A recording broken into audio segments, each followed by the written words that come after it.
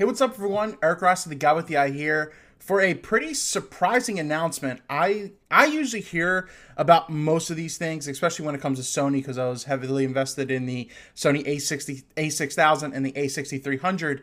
But out of the blue, and once again, I don't know where I missed this, but just now, the Sony a6500 and the Sony RX100 Mark V have been announced. So it seems like Sony is really concentrating on the a6000 line because it's one of their most popular lines. They offer a lot of features in a small package for something like that, and that's what really intrigued me about the 6000 and the 6300 4K video-wise.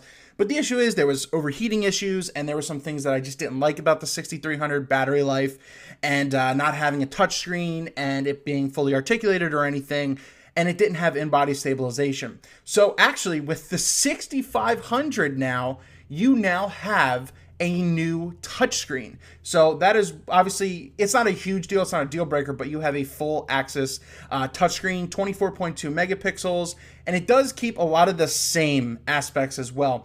But so like you'll have 425 autofocusing phase detect points, 102 expanded, 512,009 ISO, still does internal 4K video that you're getting. I mean, it is still APS-C. Same focusing system, 11 frames per second, but the other big deal is 5-axis in-body stabilization. So this is a big deal for what it offers. I still wish that they made it. If this had an articulating screen, I'd be buying this as soon as it came out. I'd actually pre-order a camera for once. So it's still, articulating. You can still do up and down. But you still can't get it to flip out like what Canon does. If they did that, they absolutely would have won this. Now, don't get me wrong. This still has amazing things built into it. But this right here is the Sony a6500. And like I said, it really kind of came out of the blue. But the biggest things that you're getting over the 6300, which is about $1,000 to $1,100 right now, are the new LCD touchscreen and the 5-axis in-body stabilization. That should improve a lot of things. This still will have some rolling shutter issues, but it might not look that bad. They say this will ship in November and will be about, they said about, $1,400 US. So that's what you're getting for something like this. Yeah, same build and everything like that, just a couple new improvements. And then, as it mentioned right here, there is a new Sony RX100 Mark V, probably baked in 960 high frame rate, 20 megapixels, 24 FPS.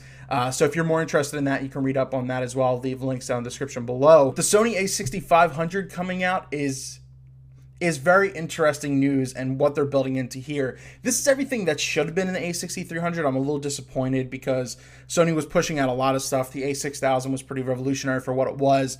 They kind of just threw the 6300 there, and you're like, oh, you missed important things. But it seems like this is going to solve it, but now at a higher price point. They're still going to this higher price point. They need to really kind of chill down and maybe stay around the $1,000 range.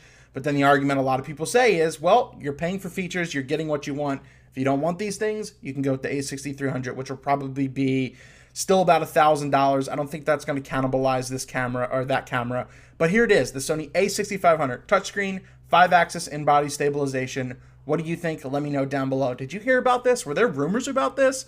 I didn't know, but now I know and you know. Let me know your thoughts down below. Is this a big deal? Thank you so much for watching. Eric Rossi, the guy with the eye. Of course, I will do my best to get hands on this in November, I think mid-November, when this comes out. And then we'll see from there. I don't know if I'll buy it. It's very exciting, but we will see.